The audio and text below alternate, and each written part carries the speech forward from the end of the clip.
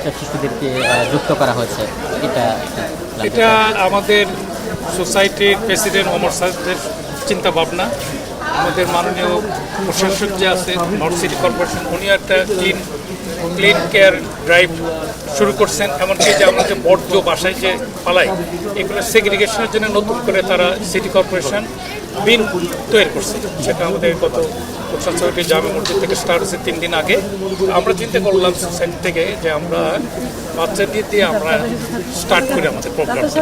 এটা পরবর্তীতে আমরা বড়দের মতো নিয়ে আসবো। অ্যাওয়ারনেসটা বাচ্চাদের থেকে শুরু করলে মানে ফ্যামিলিতে চলে গেল।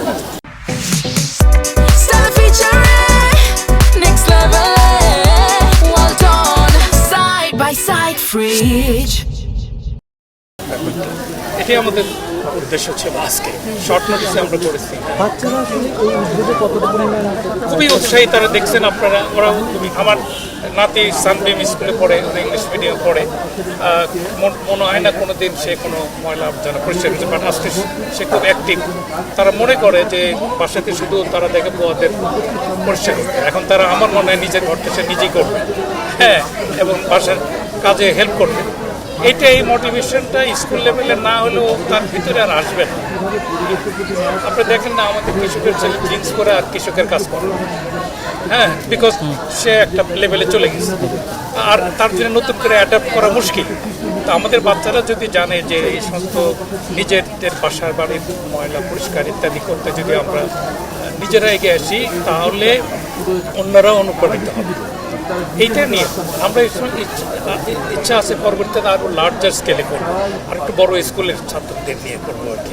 এটা এখন ছোটো ছাত্রদের নিয়ে করা হয়েছে, শর্ট নোটিসে করা হয়েছে। দেখি ইনশাল্লাহ আমাদের এই প্রোগ্রামটা চালু থাকবে, সারা বছর চালু থাকবে। ধন্যবাদ।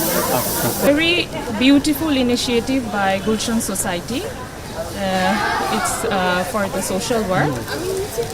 The kids will learn how to keep their society clean, and this is how they can be the future leaders. So by cleaning the park, they had fun. All the kids together cleaned the park actively. And it was a very beautiful morning and an active morning for them, and it gave them a very good exposure of being responsible and aware for the society, for the nation.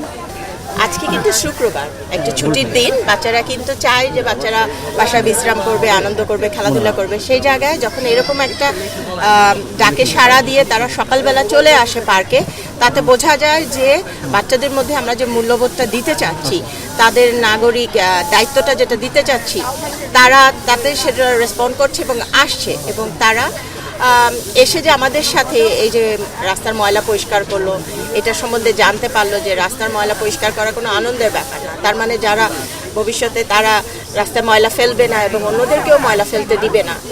এই যে শহরকে পরিষ্কার রাখতে হবে, এবং শহরকে পরিষ্কার রাখতে পারলে আমরা যে দেশকে পরিষ্কার রাখতে পারবো। এইভাবে যে ছোট ছোট কাজের মাধ্যমে এগুলো আমরা বাচ্চাদের মধ্যে দিয়ে দিতে পারবো।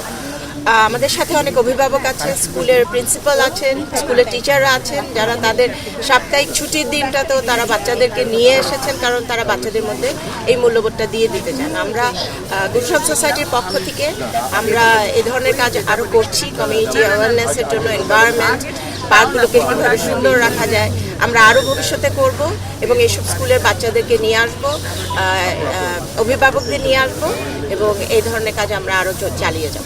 আমরা সত্যি কথা বলতে কি, আমরা যখন গাড়ি দিয়ে রাস্তায় যাই, হয়তো কিছু খেয়ে বটলটা আমরা গ্লাসটা ফেলে দিচ্ছি, আমরা টিস্যুটা বাইরে ফেলে দিচ্ছি। আমরাই কিন্তু এই শহরটাকে নোংরা করছি। আমরা যদি সচেতন না হই, সবাইকে না শিখাই, তাহলে কেউই কিছু শিখবে না। তো আজকে যে উদ্যোগটা নেওয়া হয়েছে, বাচ্চাদের যে কচি মনের বাচ্চাদের প্রাণে এই যে একটা জিনিস শেখানো, যে ময়লা করতে হবে না, ময়লা দেখলে পরিষ্কার করার একটা সিস্টেম করতে হবে। তবে এই জিনিসগুলো বড়দের থেকেই আসে। আমরা নিজেরাই তো নোংরা করছি সারাক্ষণ, একটা জানালা দিয়ে ফেলে দিচ্ছি, বাসা থেকে একটা বারান্দা দিয়ে কিছু ফেলে দিচ্ছি, এগুলো থেকে আমাদেরকে বিরত থাকতে হবে। তো আমি মনে করি সবাই একসাথে হয়ে একটা ভালো মেসেজ এটা, যে আপনারা ময়লা করবেন না এবং সুন্দর রাখেন ঢাকা শহরটাকে, পারলে পুরো বাংলাদেশটাকেই সুন্দর রাখতে হবে আমাদের। এই জন্য ধন্যবাদ।